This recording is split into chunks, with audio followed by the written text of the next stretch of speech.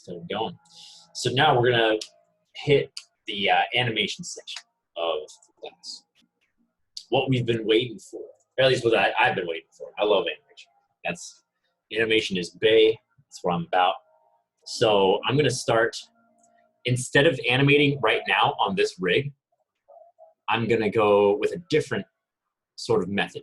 Now, last class, I told you guys to have your characters skinned to these controls, so we can at least start animating our characters. If your skin weights aren't finalized, like if you didn't smooth them all right now, that's fine, because we're going to be doing this in a non-destructive way.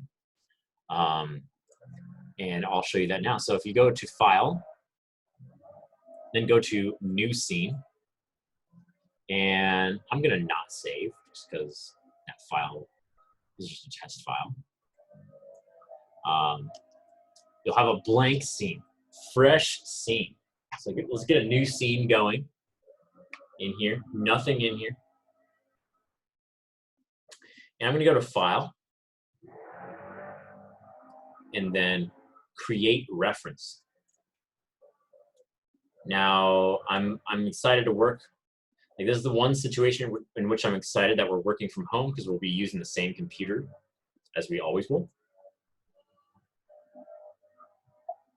And it's going to be really easy to pop back and forth between the rig file and the class, or your animation file.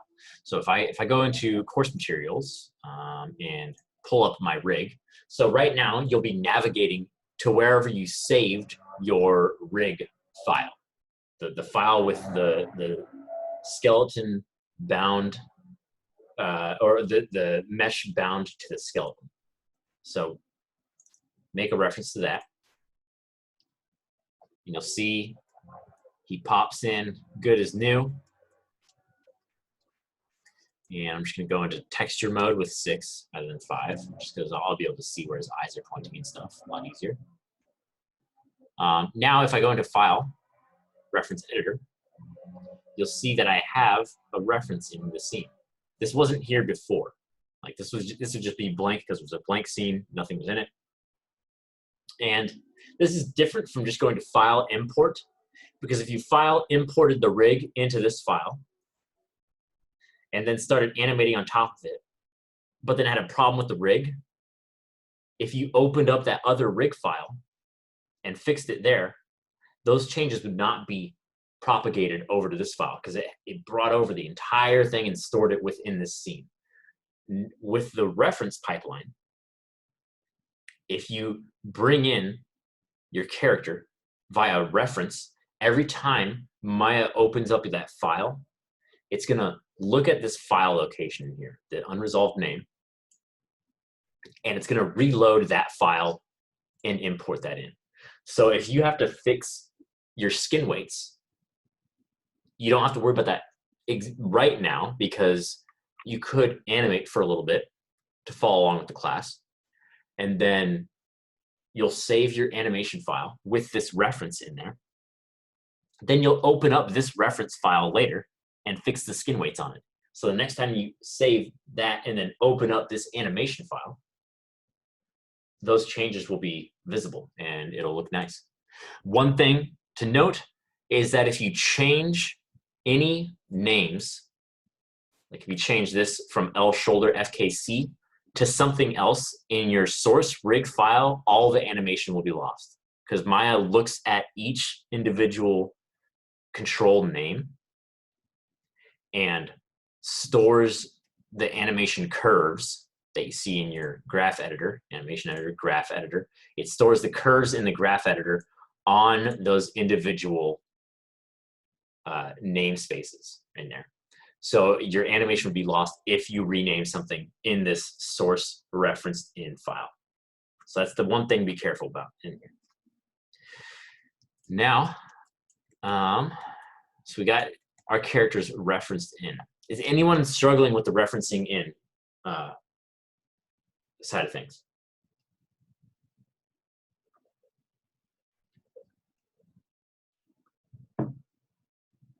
Could you go over it real quickly? Okay. So let me, yeah, I'll just do a new file. All right, file, new scene, real quickly. Ivan wants it real quick, guys. All right, so go to File, Create Reference, Cult Rig.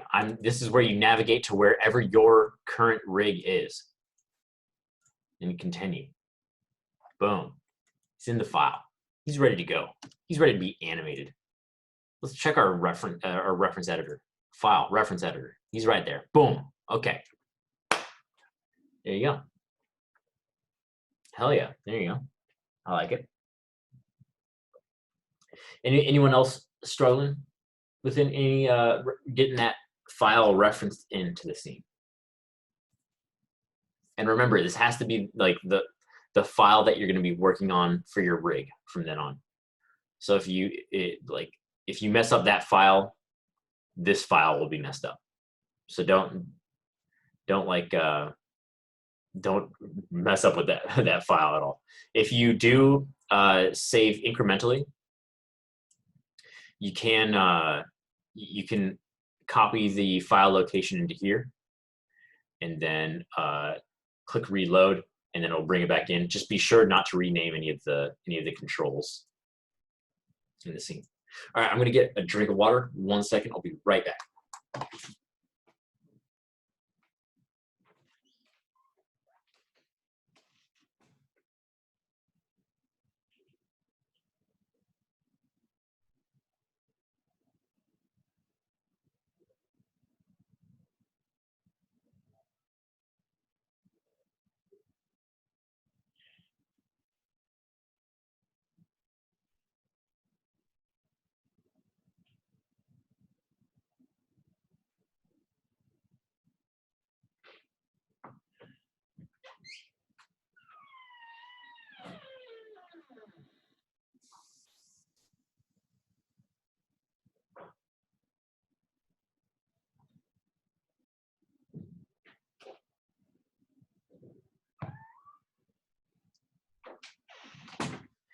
All right.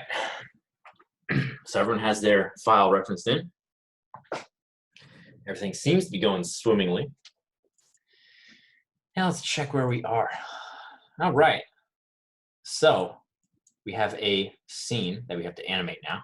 I'm going to close down my reference editor.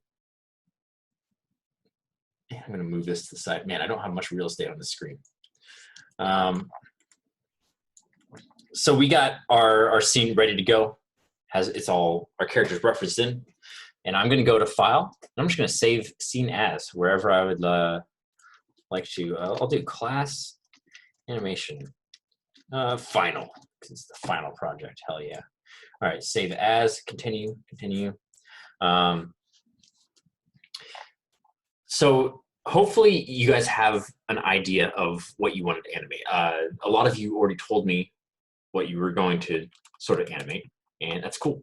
Best to keep it simple and try to get it as polished as you can, especially if you're going for like the BFA. It'd be nice to see. I don't know if they let you submit videos.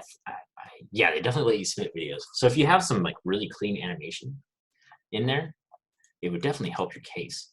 So if you go to up to the Create menu, we're going to take our first step for creating the shot, and we're going to go to Create Camera. So there's 3 different types of camera. I'm not going to be doing anything crazy, so I'm going to be using just a basic camera for right now. And when you bring it in, it's super tiny because I'm working in centimeters. So if I just scale that up, you can see it a lot better. And for that matter, I'm going to Settings, Preferences to change back to meters, just because I like working in meters. Makes more sense to me. Also, I'm going to Windows, Settings, Preferences. I'm going to change my working units of time to 30 FPS. You guys don't have to do this though. I'm only doing this because I'm used to working in game environments, which are usually animated at 30 FPS. Film is animated at 24 FPS. So you guys don't have to change anything by default. I'm just doing that because it's a user preference type thing. So don't worry about that. So yeah, we got this camera in here now, staring right at Colt. Very nice, very nice. In order to see what this camera is looking at, you can press space and open up your panels menu. Alternatively, there's like these buttons you can click, the 4-view or single perspective. I usually just do space though because it's super fast and easy. And if I go into a different panel that I'm not going to be using, so if I go into this, if I click this panel button up here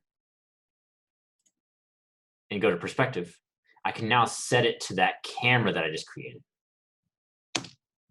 See, when I move this camera around, it is also following exactly, it's displaying exactly what the what it's looking at in this other panel.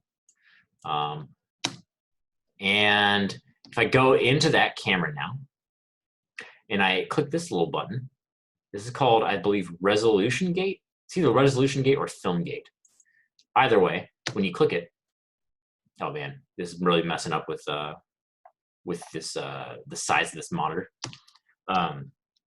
When you click it, it's going to give you a sort of gate, sort of cropping of what your final scene is going to look like. It's everything that's not faded out in this light gray color. So when you go to play blast, it's going to it will play blast what's ever within that frame. And you can also, on cameras, if you select this button right here, it'll select that current camera. So this button right here selects that current camera. It's camera 1. And you can go into the attributes in here. And you can control, oh man, this really sucks not having a longer, maybe if I do like this, wish it's on my other monitor. Just so I can see more options. Yeah, you get a bunch of different options in here, including like depth of field and stuff. Like notice how it gets blurry. That's more for rendering later, but unfortunately we can't get into rendering because we're all working from home, and I don't want to put your guys' computers through a torture, basically. Let's see. You got like focal length. You can go in here, zoom in and out of the scene, change all that. I want to keep that as default. But yeah, so there's a bunch of options to go over with that camera. I do have a video going over cameras as well online if you need more information for that. But I'm just going to start with this basic camera. And we're going to be animating our scene. Now, if you want to, I'd like to see like a small kind of environment for your character. And a really quick way to, like, notice how these ones have environments around them. These are all constructed from assets downloaded online. The characters are there. Next tutorial, jury rigging a home render farm with Mike. I don't have enough graphics cards, dude. But yeah, so the character was created by the student, but the environment was just kind of compiled from things that they found online, and that's completely fine by me for this class. The class has not enough time at all. So one of the best websites to do this on is Turbo Squid. So not Turbo Tax, Turbo Squid, right there. And you get just a bunch of models, just a bunch of 3D models that they can work with. Those dragons. Oh my gosh, are you kidding me? Hell yeah, I want a dragon. Look, these ones are even rigged. Oh, that's $214. Okay, all right. Maybe next year, we'll see. But yeah, so if you go to price, you can enter free, And then all of these are just some free models. Oh, skeleton dragon. This one's free. So if you wanted to animate with that, you can just pull that off there. And that goes same for pretty much all these characters. So if you go to characters, price, free, and like if they're rigged for you, you can just go in here, grab them, start animating with them, and it can be really cool. This is like if you're going for an animation job, you by no means have to like make your own character. You can just go in, pick up a rig, start animating with it immediately. So yeah, it's pretty nice. It's a pretty nice resource. As far as let's see, furnishings. Let's go in through here. Price, free. Hell yeah. Okay, so we got a bunch of desks. Very nice. So you could go in, download this one. It'll ask you to enter your information, and then not like credit card information though or anything. It'll just be like, hey, log in, please, and then you could go ahead and download it. Let's see, am I logged in? Oh, I'm not. Oh God. All right. Well, I'll do that later. But yeah. So feel free to construct your scene using those online assets. That's completely fine by me. In fact, I would not want you to model an entire environment because like there's no time, and I want to get straight into the animation side of things. So after you download those, if you go into File and then Import, I'm just going to import some assets that I have already. Well, apparently I don't. 1 second. Let me navigate to it.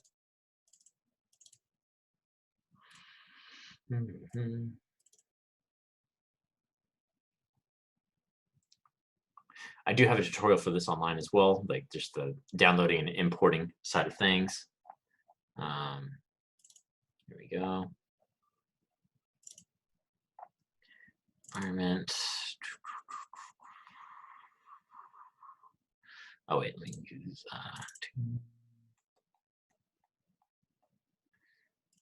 trying to find.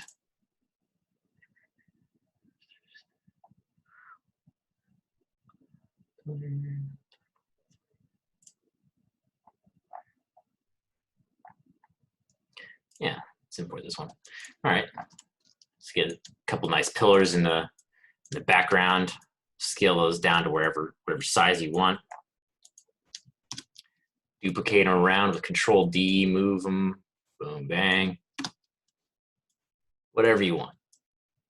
So yeah, I'm not going over how to construct just an environment. It's just up to you guys for just grabbing whatever you want offline and then putting that in the scene. I'm gonna get a little floor plane in my scene as well. And just to make things easier, I'm going to drag select over those. Let me go into my channel box and just put those on a display layer. And I don't think it worked. 1 second. Excuse me? What? Why is this not? Oh, God, it's just so tiny that I couldn't even see it. Ah! All right, delete layer. Let's see. Add selected objects. Boom. Okay. Because I just want those. I just don't want to have to be clicking those on accident. So I'm just putting that on a reference layer. And there you go. Can no longer click them. So you got your environment, and you got your camera in there, and you got your character. Now all you need is something to animate. So whatever your idea for animation is, feel free to go for it. I would like to see something kind of with more movement. I want to see like the character kind of going around, moving and doing some stuff. And for my scene, I'm just gonna animate this super sick jump.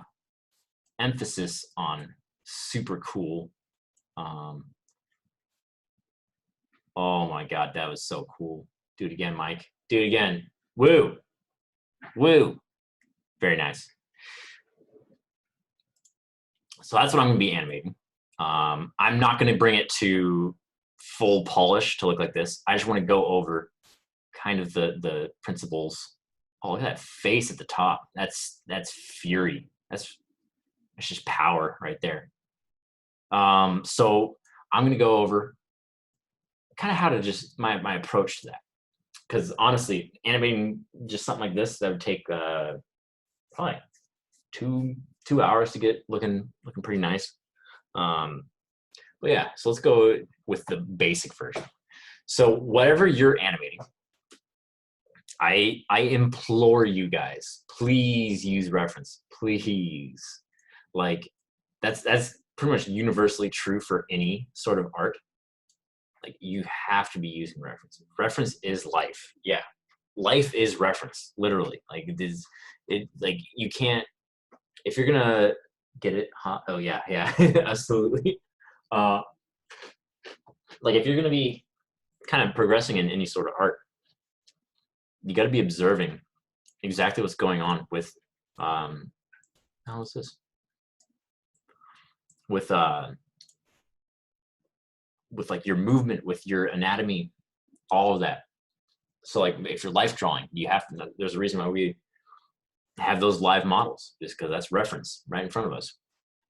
If we're doing like graphic design, you got to study other successful designs and kind of incorporate that. You have to learn from it. And so it might be cringy and embarrassing, but if you if you record yourself doing whatever animation or whatever acting or performance that you're going to do, you'll get much better results. Or if it's something insane, like think about some Marvel stuff, like the Hulk flying across the sky, jumping that stuff. That hasn't been, you can't do that in real life. So using really good representations of what that would look like is also beneficial. So you can study really good movement and animation from Marvel movies, from like fantasy movies, from like Pixar, from Disney. Like that's absolutely study worthy. But yeah, so we're gonna go with this, and I'm gonna go find that camera. I'm gonna just kind of place it in a spot where I want it to go, and I'm gonna rotate it up a little bit in there, and there we go. Boom. Okay. Okay. And something to think about when you're animating with a camera like this is that you can accidentally go into the camera and start like posing it around, and then you go in your other view and you're like, oh my god, that's like completely off. So like if you're messing with this camera and then some stuff falls off, like if things get a little bit messed up, it's because you accidentally were moving that camera around. There we go. So if I rotate that back up, kind of get that angle that I was looking at before. If you want to avoid that, there's a few ways you can do it. You can set a key on it by pressing S. And so if you don't have auto key on, I unfortunately do. Well, unfortunately for this. Fortunately for regular animation, auto key is very nice. But it would create another key on that timeline wherever you were, and you can delete that key. But sometimes you can overwrite that first key. And if you have like a carefully like choreographed camera movement, so if I move this camera using this manipulator, if I move this over here, then if I'm rotating it to the camera or to the character, oh hell yeah. So now my camera would be doing this super sick kind of orbit. Oh, so badass. Hell yeah. Keep keep that in mind that you'd probably not want to do that keying method because you'd start messing up with this nice camera move. Once you get that camera move dialed in, you could instead select all these channels in here and lock them, lock selected. So now if you try to go in and start moving that around, it's not going to let you. Notice how it's just locking me out of that. But it still retains the animation on it. So yeah, so that's something to keep in mind as you're doing this, as you're crafting this shot, is to do that. I don't particularly require you to have some super dynamic camera moves, but they do help pump animation. Like they can help make that animation pop and look really appealing. But I'd rather see you guys get some good body mechanics, some good sort of animation in that. So get used to locking and unlocking that camera.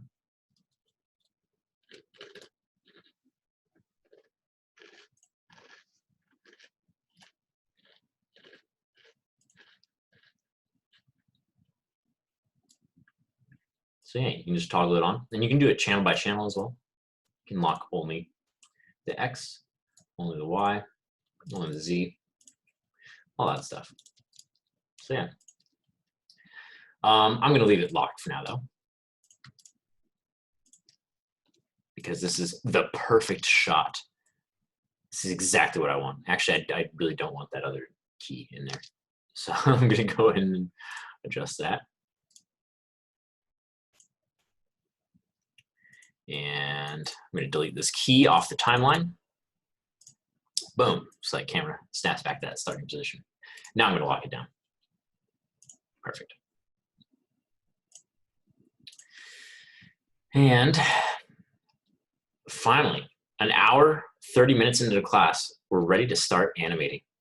Got our reference up, and we got our environment together. We got our camera in the scene. We know exactly what we're gonna do. We have that stellar reference ready. But yeah, so I'm down to just blaze right into animation, or give you guys a little bit of a break, kind of do some stuff, get up, kind of stretch out. What do you guys want to do? You guys want to get up? You guys want to like a little 10-minute break or no?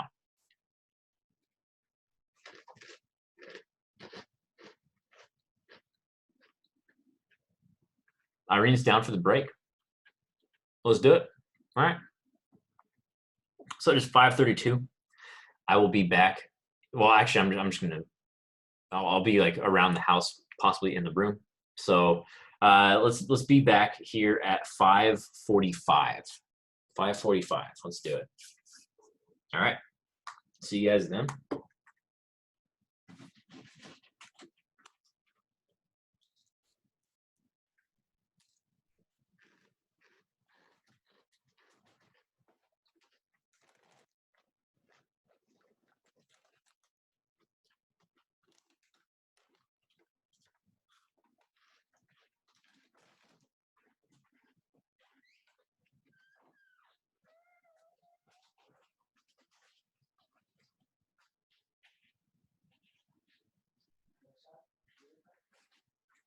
Hold it.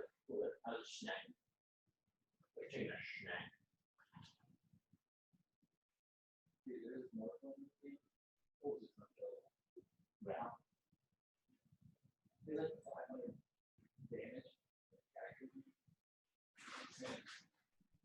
Untouchable.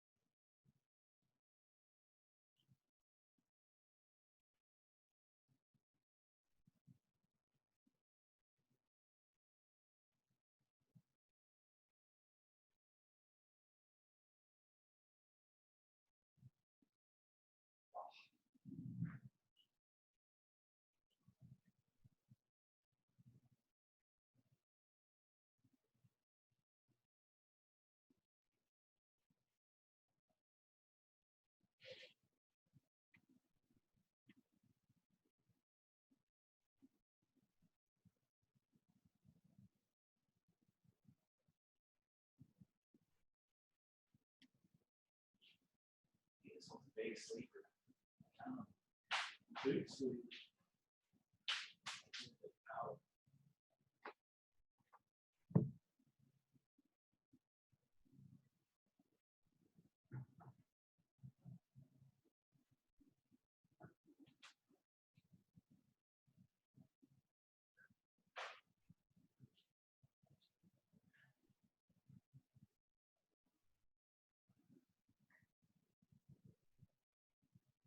Oh, I killed the boyfriend. I got two. Kill and 2.5 of the oh. Shit, kill me. Did you go into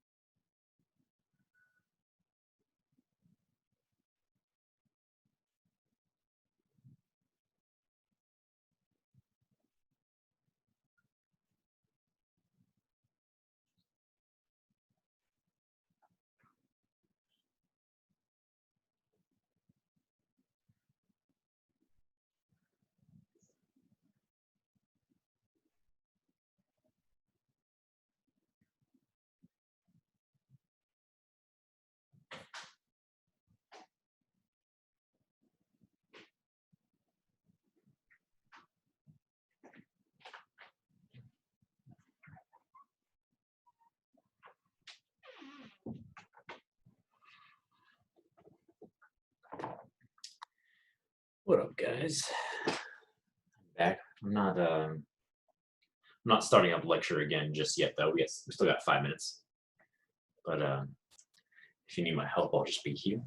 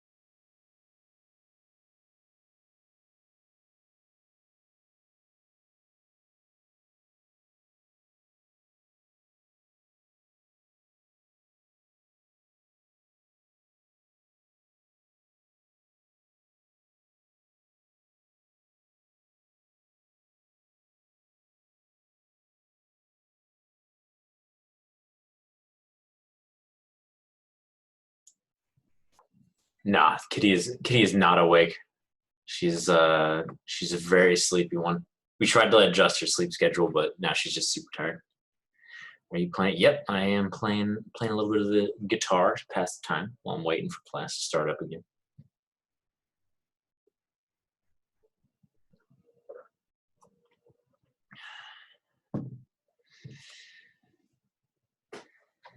Play us a song. Oh my gosh! No, this ain't no open mic. Oh man. Stairway. No, not today. Not today. Ugh. Plus, I need to polish my skills before I'm going to be performing. No open. No. Definitely closed mic.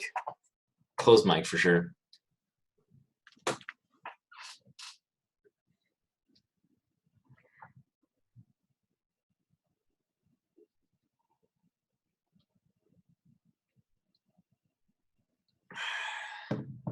Just for the record, if you play us a song, you have to sing it if there's lyrics. Yeah, I feel like I'd be more confident in my singing ability than my guitar playing ability.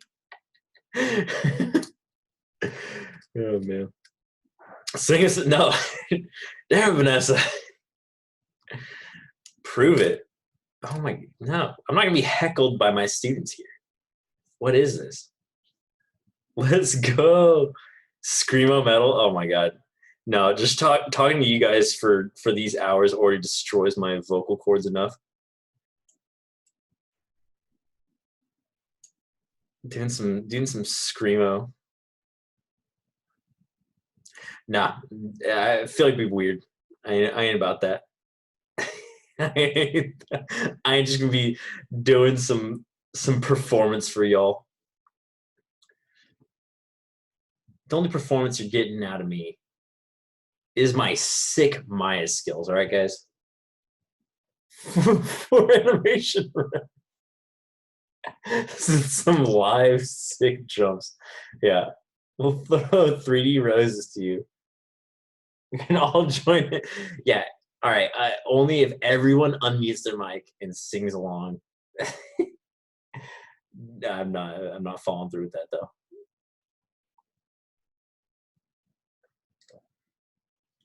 On's super ready. On's just a born singer. Down for it. I'm not doing this. Let me give you clap reactions. Oh, perfect. Perfect. Exactly what I'm looking for. All right, well, sorry to disappoint, but we have to get along with the class. It's 5:47. Oh my gosh, we're 2 whole minutes late. How could we do this? How could we do this?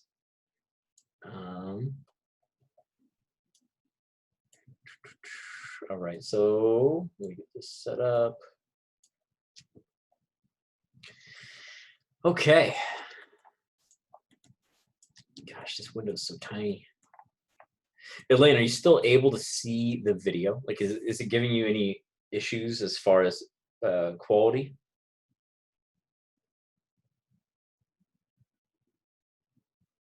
So far, it's good. Yeah, I think switching over to the 1080p monitor has kind of helped.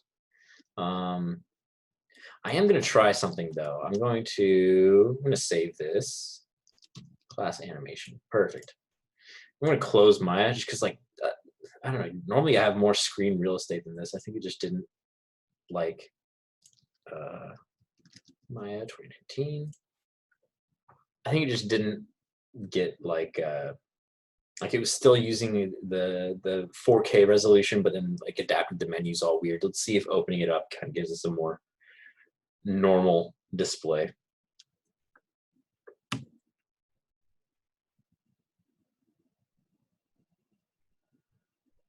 Yeah, I think so. I think this is looking better. All right. Oh yeah. I have that actually. All the icons there. Cool. I'm just gonna go to recent files. If you guys ever have to like close mine, open it up again, usually your most recent file will be under the recent tab, recent files, class animation file.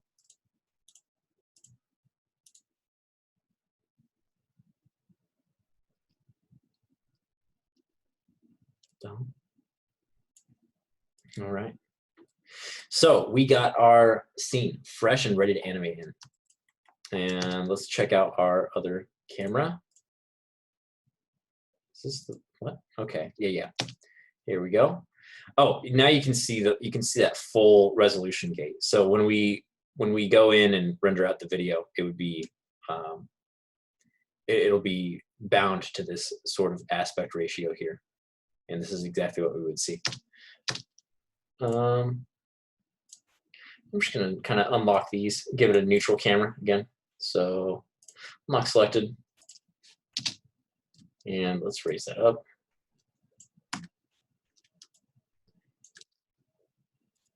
And there we go. Nice. I can even go in and just kind of position it myself. And yeah, that looks right. And I'm going to lock those channels again, just because I like where that camera is. Okay. Also in this view, I'm going to go to show, and I'm going to turn off none. So now nothing's displaying, and I'm just going to re-enable only polygons. There you go. So now we can only see the character. So we got our video reference ready to go. Hell yeah. So I'm gonna be trying to get something like that in there. And now, like I said before, animating this it would take a couple hours for sure. So well, at least to get it like nice and polished. So I'm not gonna waste you guys' time by like fudging around with each individual frame. But the basic workflow when we're animating is pose to pose, which is what you guys have learned in your previous animation classes. And we're gonna be doing the same method here. So I'm at frame 1 right here in my scene. And I'm gonna go ahead and start just matching, trying to get these poses in here. And that's why I'm saying it's good to use reference, because your body will probably be doing stuff that you didn't really even know it was doing until you sit down and start trying to animate it. So I'm noticing right off the bat that my feet are kind of what is it, like bent out? They're like whatever the opposite of pigeon toed is, like this,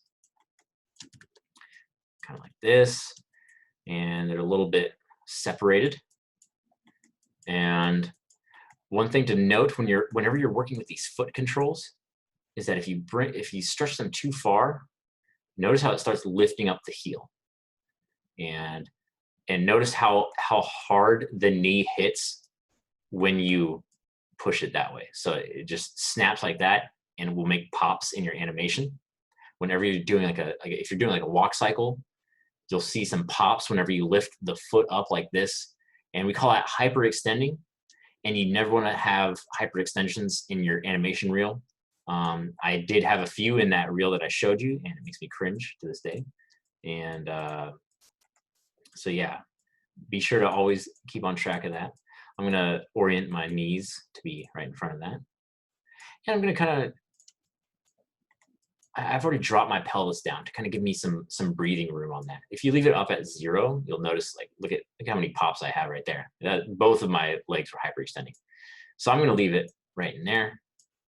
Let's look at this pose more. I seem to be a little bit more on my back foot. So if I go and kind of just adjust that, I'm just using move tool so far, guys. A little bit of move, a little bit of rotate. That's all that I've done so far on this animation.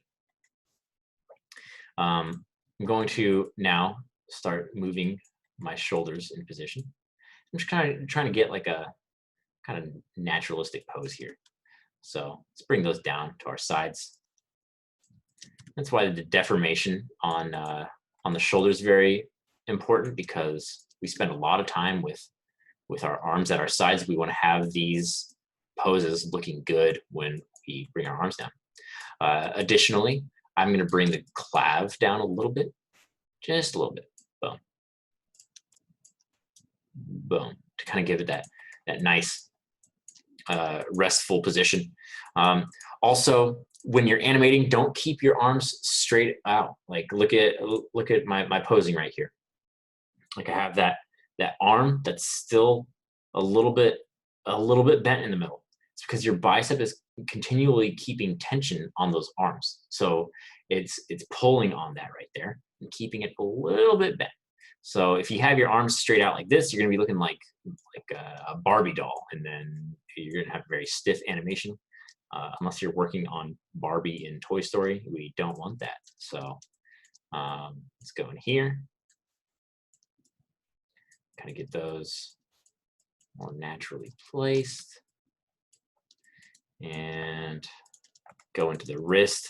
And this is like the beauty of animation, is that we just get to go in now and just start putting our controls into the spot. We spent all this arduous work trying to get these characters to look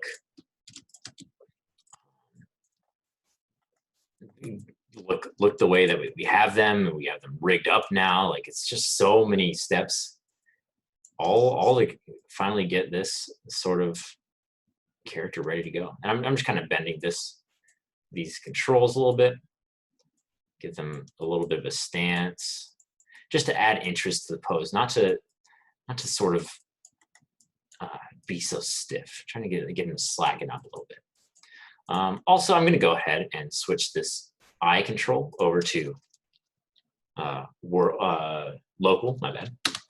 That way, it's just always sticking in front. Because as soon as we kind of bend to create that spring for the jump,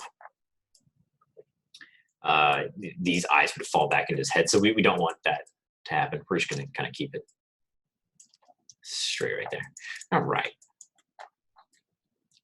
Okay, so I'm fine with this. I'm fine with this. Now we have it all posed out. And for whatever you do, do not move this timeline before setting the key. So we just spent a lot of time. Ooh, what am I selecting here? Oh, the 0 joint. Okay, so this is a joint specifically for game animation to keep track of your world position in the game. Don't worry about that. You guys don't have it. I'm just going to add it to why are all these layers just okay? And selected objects. Boom. All right. Let's see if I click on it now. Can you explain the eye control again? Okay, yeah. So if I rotate my head this way,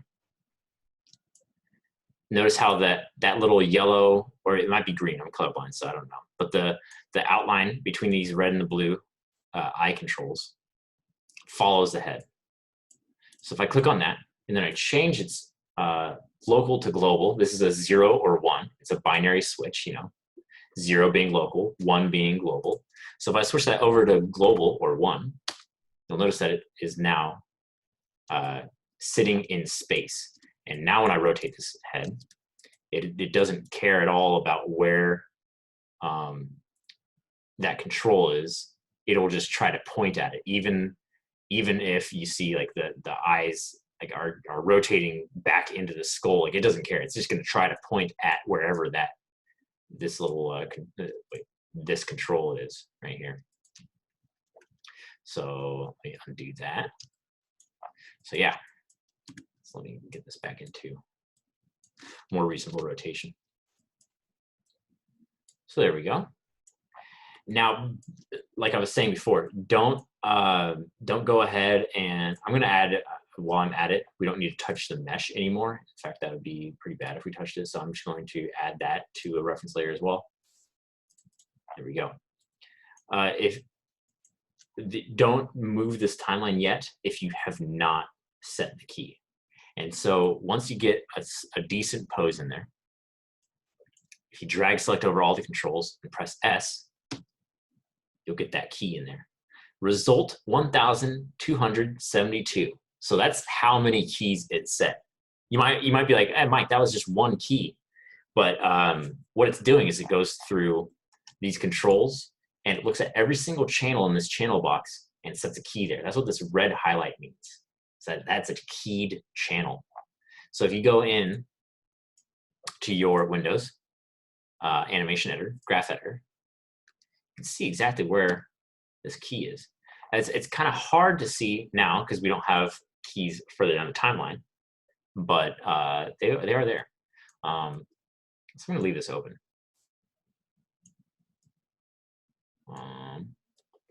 Hey, are you guys able to see this Zoom group chat window? Because I might just shove this off somewhere where I don't need it, if you guys can't see it. To give you oh, you guys can see it. All right, well, I guess it doesn't really matter where I put it then. I'll just leave it over there then. All right, so we have one pose, and we've selected everything. We've pressed S to key it. Hell yeah, first step of animation. And we're going pose to pose.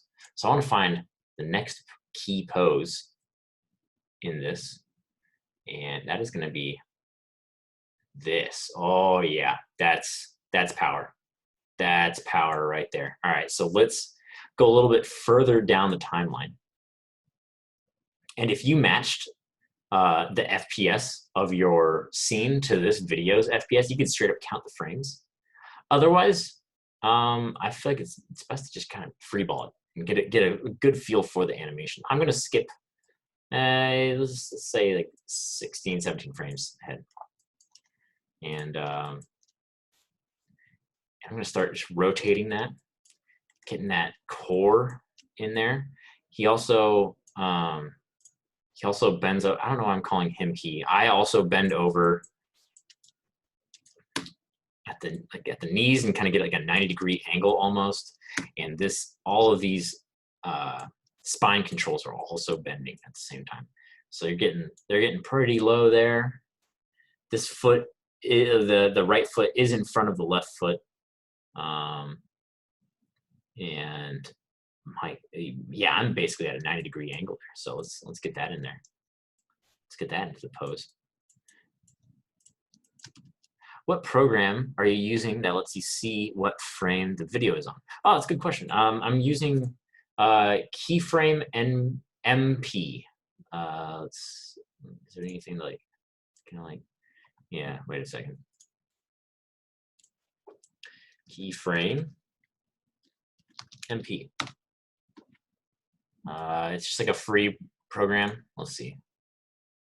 Keyframe MP. Yeah. And it's a free video player. It might not play every single video type, I guess, but I like it for specifically that purpose, being able to count the frames and being like detailed like that. Yeah, thanks for the question there. And so yeah, let me get that posed out in there.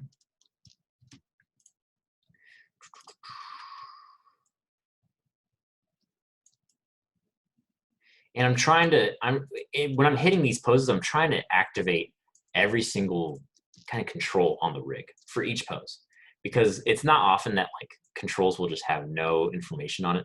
If you're having a very like slow moving character, then you might not have keys on everything. If you have like a planted foot, it might just stay planted for a long time. But for the most part, when you're doing like especially big actions, you're gonna want to be having keys on every single frame. Let's see exactly what that pose is looking like. Let's see what it's looking like from cam as well. So if I should probably keep this over here. Okay, so I'm not quite bent over enough right there. And then I also have my head craning up. How low is it though? It's still at like a 45-degree angle. So you're trying to get in there and get this. The workflow for animating to audio, like voice clips, is a little bit different. You would import it and then have that reference on your timeline, and it would start like it would update whenever you're playing. In case you want to animate a lip sync in the future. For this class, I don't recommend it though, because one, we don't have face rigs, and two, there's just no time to polish face as well as body, because they both take a lot of time. So I'm just getting that pose in there. Kind of looks a little bit whack, but I kind of want to move on, get get along with it. I'd also be sure to move the clav up to help out with this. Kind of bend that back, because whenever that arm goes back, it always pulls that clav with it. Now let's go forward. Let's scrub a little bit. Okay, okay. So we have this spring pose right here. So I anticipate down in here. Well, to be honest, I kind of anticipate up as well. So notice that slight movement up around here. My shoulders go up. I'm about to drop that pelvis down to get into that pose. And I hit this bottom pose. That's where I'm getting all that energy stored up in the legs and in the arms. I'm all cranked up, ready to spring out. I use that swing of the arms to kind of start off that jump, and then I hit this top kind of leap right there, where my feet are starting to leave the ground. Now, you could potentially key all of this in IK on those hands, but like notice that arc, that super clean arc of the arm as it swings under there. And that's going to be a much easier thing. That's going to be a much easier arc to get if you're using FK controls, right? Because it's evaluating down that chain. It's just going to be nice, clean rotations. If you're using IK, it would kind of like interpolate really poorly into those, unless you keyed it every frame to get a really clean arc, which that definitely happens in animation. But yeah, so let's get this sort of pose in here. But first, I'm going to set my keys on this pose. So now we have, oh wait, let me change this back to, now let me change this back to local. Oh, it is on local. Let me see. I bet something's kind of influencing it on the graph editor. So let's see now. There we go, perfect. That way his eyes just aren't falling in the back of his head. But yeah, so now we have two keys on our timeline. And you can see all of that animation. This will be a freaking blast from the past, my friends, because we were animating that ball that lets you jump, or that was jumping across the screen. Now we're just, you're doing the human version of it. And same as that bouncing ball, every single one of these sort of curves is basically that same ball. It has all of the translation, all of the rotation curves. And sorry, I missed the question. So you set the keyframes and it transitions between them for you. Yes, yes. So it interpolates between them. And notice if I put this up here, now this is an IK control. Notice how it kind of has that jagged arc to it. That's what I'm talking about, how it's going to be impossible to, or not impossible, it's going to be very hard to get a clean arc with it without using FK. So usually whenever things are not contacting stuff, I usually use FK to key them, but I do like posing them with IK. So let me undo that. But yeah, this is the you're just setting keys, and then Maya is just blending between those positions for you, and you can see how it's blending into there with this graph editor right here. Like my translate Y, since I'm going down a little bit, let's go into world so you can see it better. Since on translate Y, since I'm ducking into that anticipation, you can see that the curve is also descending in there, and it's bending a little bit forward as well. So on rotate X, this red one, it's getting cranked up a little bit right there. So this is yet another reason why I love animating in 3D rather than like something like claymation, is because Maya will do like a lot of the heavy lifting in terms of like getting like get into in-betweens for your character. You don't have to take a picture every single frame, beep, bop, bop, bop. You don't have to do that. Your mind's going to do that for you. And it's also a lot easier to then modulate the animation. Like if you get a note, you don't have to shoot the entire scene over again. Like you don't have to do that. You can just straight up go in, adjust some of the keys, render it out again. Like that's why I love this stuff. So yeah, so we got this pose in there now.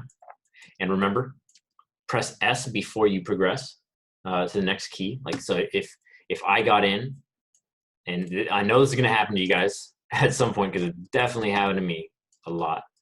And so if I select some controls in here and I start making the most beautiful pose you've ever seen, oh God, you never seen like what you haven't seen one like this. Oh yeah, so you get everything figured out. Oh wait a minute, let me turn off auto key so it doesn't actually say that. Yeah, so you get in here, make a beautiful pose. Hell yeah, hell yeah. There we go. Delicious. And then you're like, okay, I'm ready to move on to the next keyframe. When you start dragging your timeline, since you didn't press S, it's going to forget that key ever existed because it didn't like, you didn't record anything with it. So that's why I enable auto key down here. It's this little button. It's like a little plus looking thing with like two recycling arrows around it. It's not this one down here. It's not continuous loop. This is one, auto keyframe toggle. So I'm just gonna click on that one. And now notice that I'm dragging my timeline around. Like I'm already fine with this animation into here. In reality, I'm not like really, but it needs more polish. But like for a first pass, it's fine. And then after this, if I wanted to get more keys and more poses, I could just simply start moving these controls.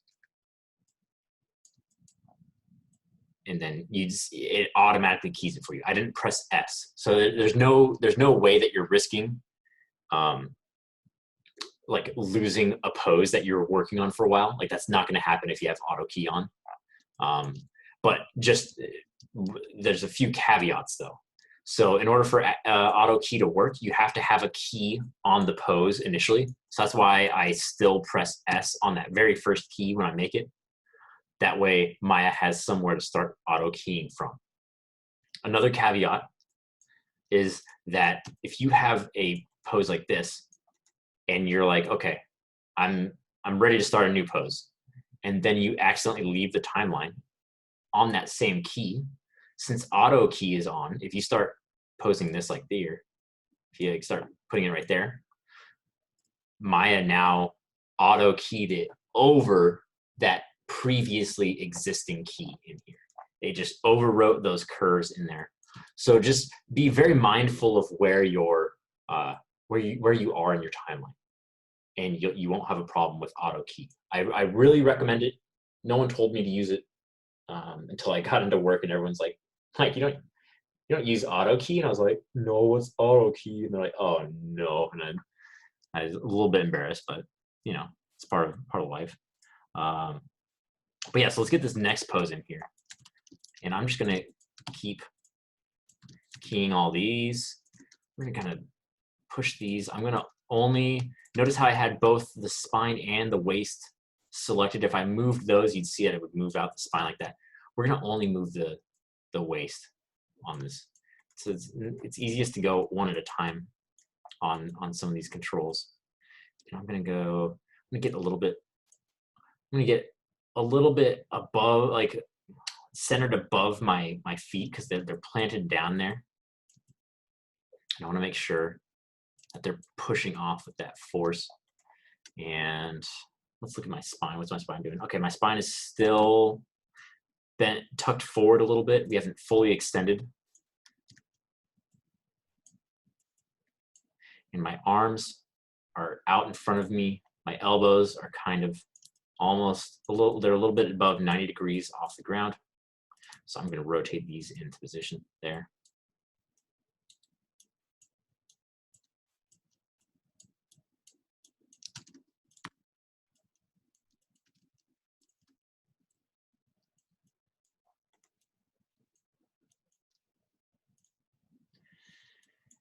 And my neck is kind of further back. This is kind of tilting up there.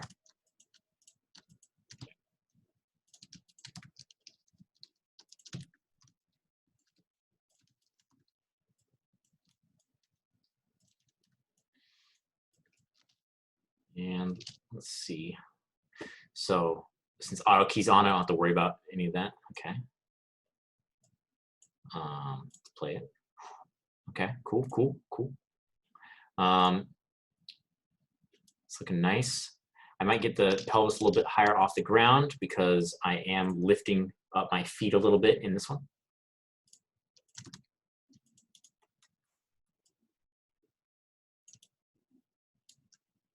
So let's get those up.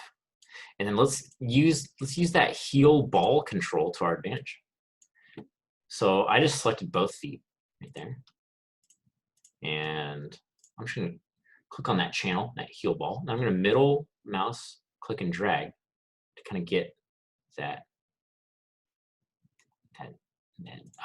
on the tips of my toes pose right there. Let's extend this out because we want to get that spring action. So yeah, let's see what that is now. Okay, okay. Nice, nice, nice. Notice how my arm is swinging a little bit over that first one.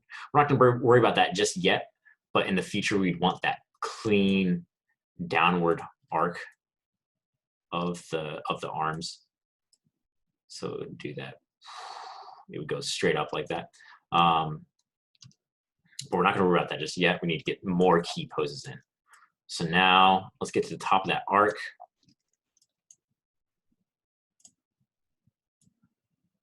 Boom. Okay, so a little bit up there.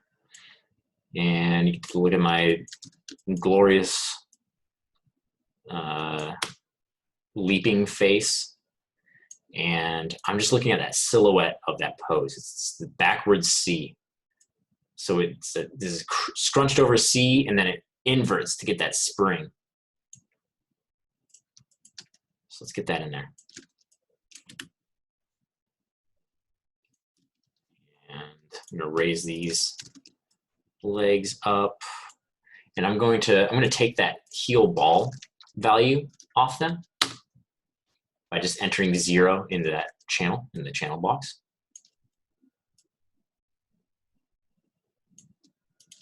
I'm going to start moving these.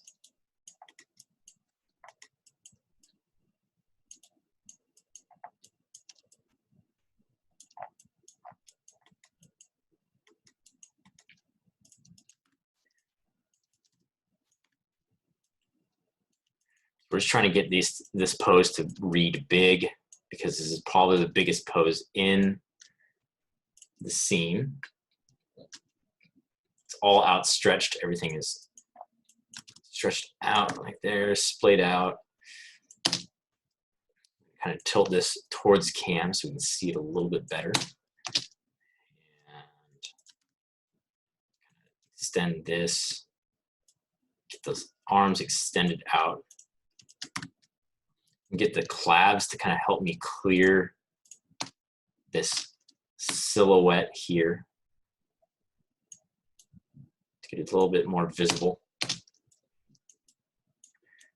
And then we need to get neck pointing forward with intent.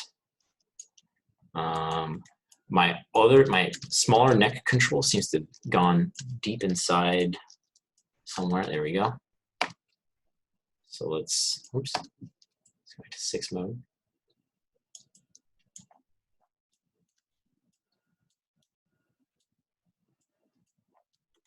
There we go.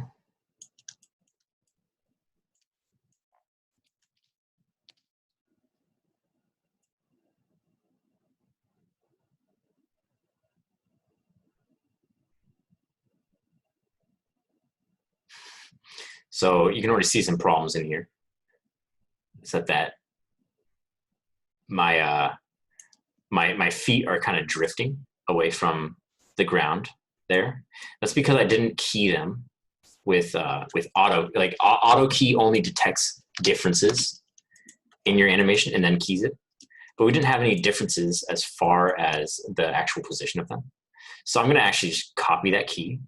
I'm on the timeline here. I'm just going to right-click copy, and I can click that 26 key, the frame 26, and then just do paste. There we go. And then we could get that heel ball control where we wanted it to be again. And the key is restored. Adjust this knee. But yeah, so we're just going to keep going. For these first poses, even with auto key on, it is still helpful to go through, select all the controls, press S, oops, and then snap to the next key with period or comma. You can notice how it just goes between keys on the timeline. And press S again, just to make sure every control is keyed on all of those keyframes right there. And I kind of want a little bit more hang time. So if I go in, I'm going to select all of my IK controls, being the waist and then the feet, and little pull vectors that come along with them. So I want a little bit more hang time, but I'm a bit too far on the timeline over here. So I'm going to go snap back to that frame 33. And then we have to get a landing pose. So let's see where I am. There we go. It's looking like a land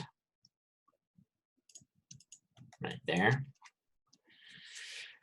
And let's get this bad boy back on the ground. There. And I'm just gonna get the every rotation except for Y out of this foot. Whoops, I did not, because I clicked on something else before doing that. There we go. So now they're flat like that, and I want to just zero them out to the ground with translate as well. And I'll align them to where I want them to end up.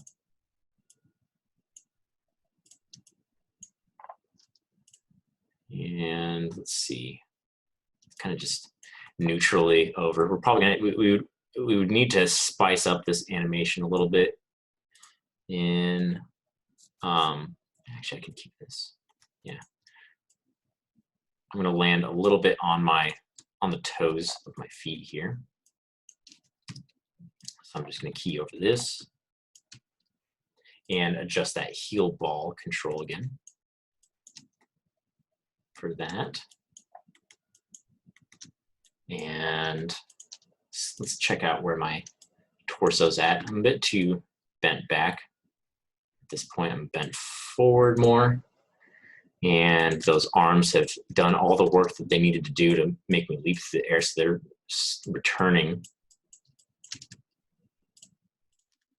to ground right there.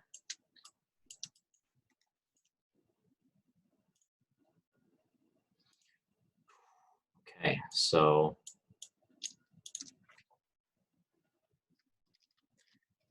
from there, it's into this pose again.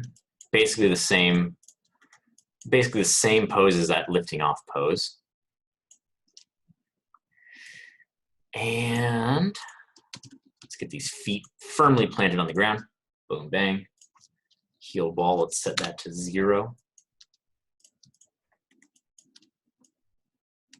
And I'll have me squatting right here.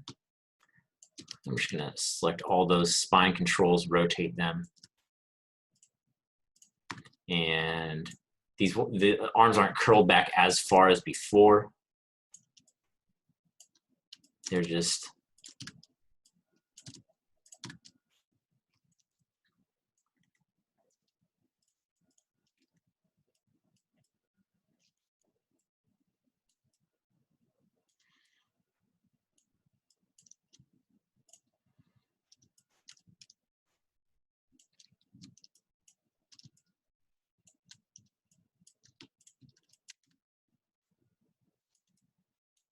right about there.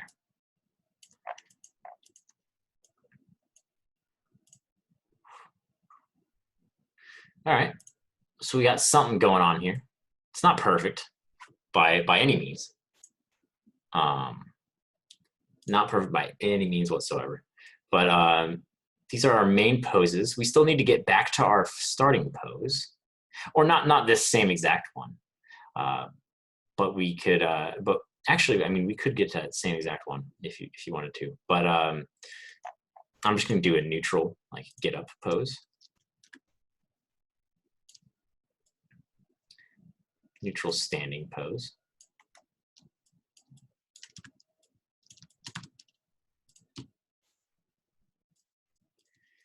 And I'm going to zero out the rotation on these spine joints just to get it somewhere else. Okay, so this bottom one's rotated a little bit too much as well. Let's bring that back. And then drop these by the sides.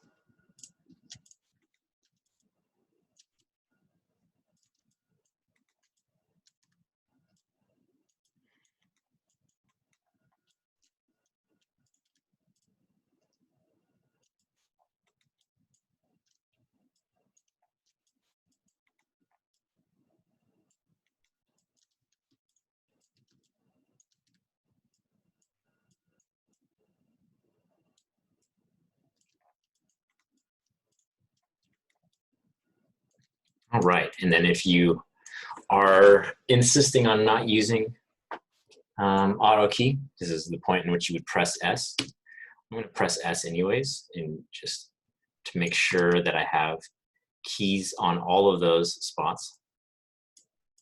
I would just go through with comma and period and S and just kind of make sure you got keys on all of those frames. And let's look at this beautiful animation.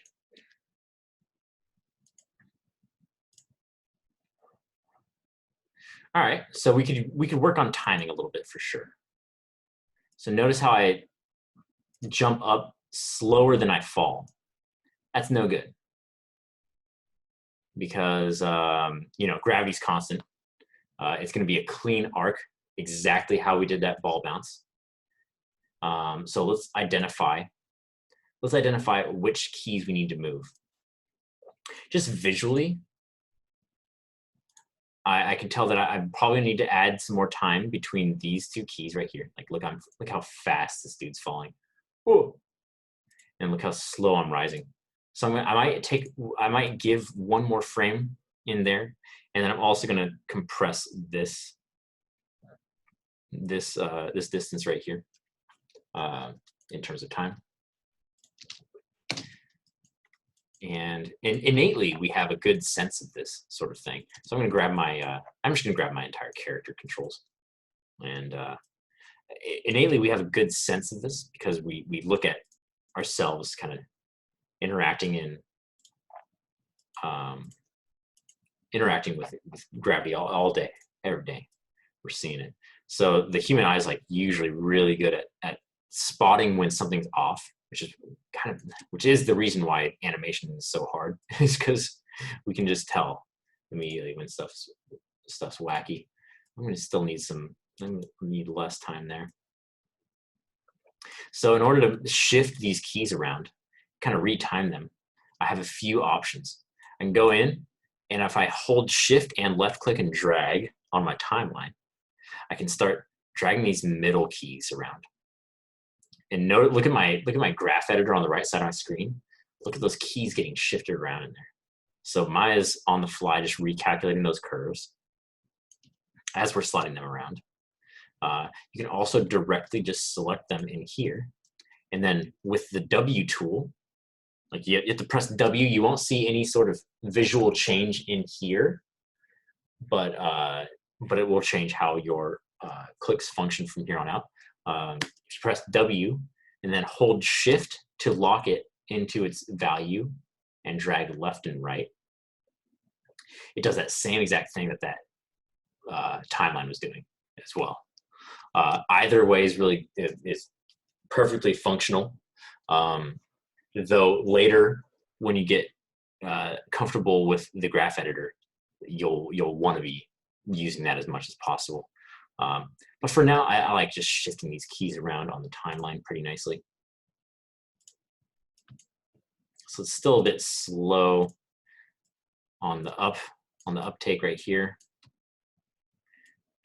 I'm just taking 2 frames off that. Let's see. More. Now it's a little bit too fast. I'm going to return a frame. Wait, did it happen? Oh, no, it did not. There we go. Yeah, there we go. So now the top of the arc is at frame 31. And the smoothness into that jump is a little bit incorrect. I don't like, if you focus on the pelvis, if you look at its speed throughout, it's kind of uneven still. So this is when you would go into your graph editor, and you know that the up and down motion of this pelvis is kind of off. So if you go into the Translate Y channel, you can start to identify what's going on in here. And you can see that my curve right there is sharper than the curve coming out of it. And that's definitely contributing to the problems with the timing. So I'm going to adjust this key back to where it was. Here we go. Now let's look at its splines. So now it's more even throughout. However, it does feel a little bit lofty, but not in a good way. I want to get a sort of kind of like hang time pose going up here. So if I go in, and this is when I can start unlocking those tangents and kind of pulling on them, or you could just go in and start setting additional keys, right? So you go in and set these ones and drag these. This will make the feet look strange, and this initial bounce up might look strange as well, might look too fast. It does look too fast, but it is more it's more agile. I like it. So if I increase or if I decrease the amount of time between this anticipation and here, he's gonna look like he's flying up there, and I kind of want that feeling.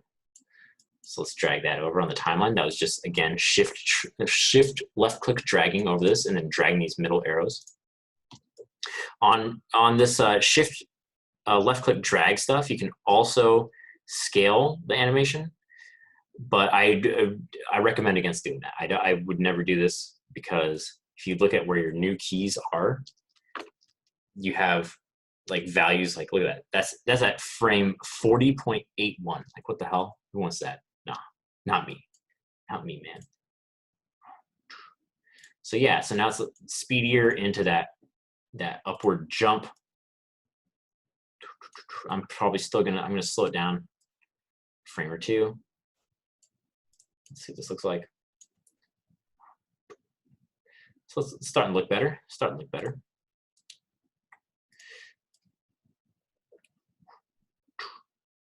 But yeah, so now we have our basic keys in there. An alternative way to be animating like this is to right-click your timeline and enable stepped preview. So whenever you enable stepped preview, when you're watching it back, you'll see that your animation is in just only those key poses. And because I added those 2 extra keys for that arc of the waist, you'll notice that the waist moves, but the feet and other IK controls don't. But yeah, so you could either animate straight up in splines. That's normally what I do, because I find that I create a lot of jittering if I animate like this, because I'm not previewing the animation completely.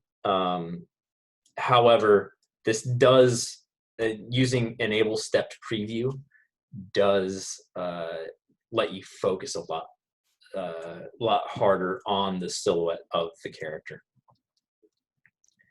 But yeah, so I'm just doing this nice jump. I'm gonna get out of step preview, and as far as like basic animation goes, that's pretty much all you need to know for right now.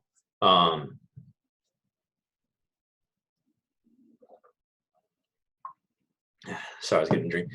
There is one thing though that can sometimes happen, and let's see if it's happening. So I want to get this. I want to get this to be a smooth arc of this arm coming out of this. I want it to swing down a lot like that arm at the bottom. So it swings down pretty far right here.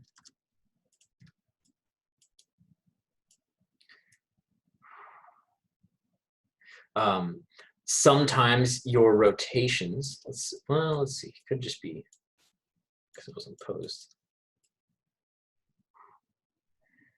Yeah, I think this is happening. So sometimes, like, because I would expect it to more cleanly rotate to this pose. We'll see if it's actually happening in a bit because there's a tool that can help it. But notice how like the curves are kind of bending in a very extreme fashion towards this. This could be because of something called Gimbal Lock. This happens a lot if you're doing like a pirouette. Like if you're doing a pirouette on this waist, you would expect it to spin cleanly, but there'll be parts where he'll just halfway through rotate wildly. And it's called Gimbal Lock. And unfortunately, Maya 2019, which is the version that we're using, has really destroyed the way to solve that. The old way to solve that was to go to curves, Euler filter, and then it would fix it up. The new way would be to, I think you have to, let's see, the new way is to go to change rotation, this stands for interpolation. Then you'd go to quaternion, tangent dependent, all three rotation channels. Oh, okay, wait, 1 second. There we go. And then you change it to that interpolation and back to independent Euler, and then it would fix it. This arm doesn't seem to be acting out because of that. I wish it were, unfortunately, but I think it's just because the nature of where this rotation is here. Yeah, there we go. So now we have a much cleaner kind of arc that arm is making. Oops.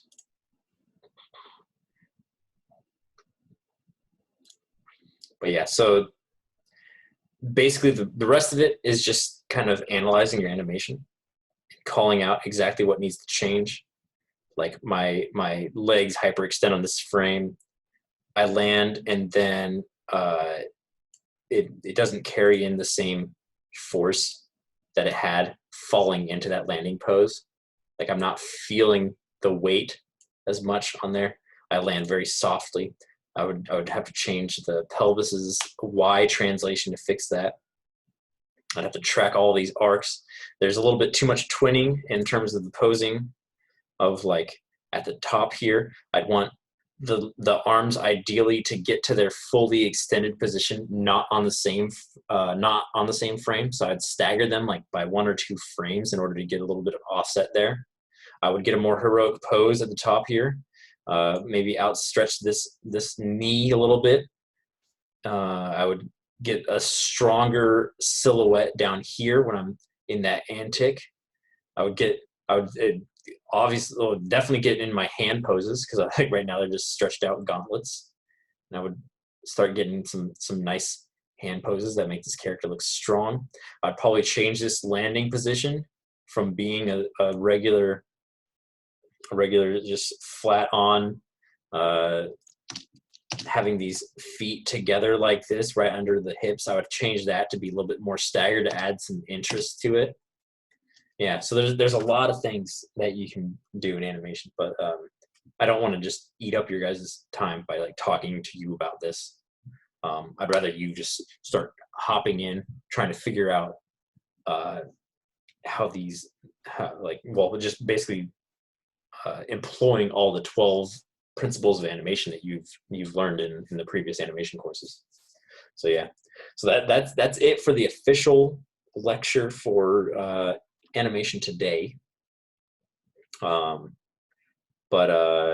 Yeah, I'm gonna stick around. I'll probably just keep poking away at this jump animation and see what I can get out of it. But yeah, so I'll be around to answer questions, help out, and yeah, I'm not going anywhere for until 8:45 is when class is over, and then I can finally eat some dinner, have a good time.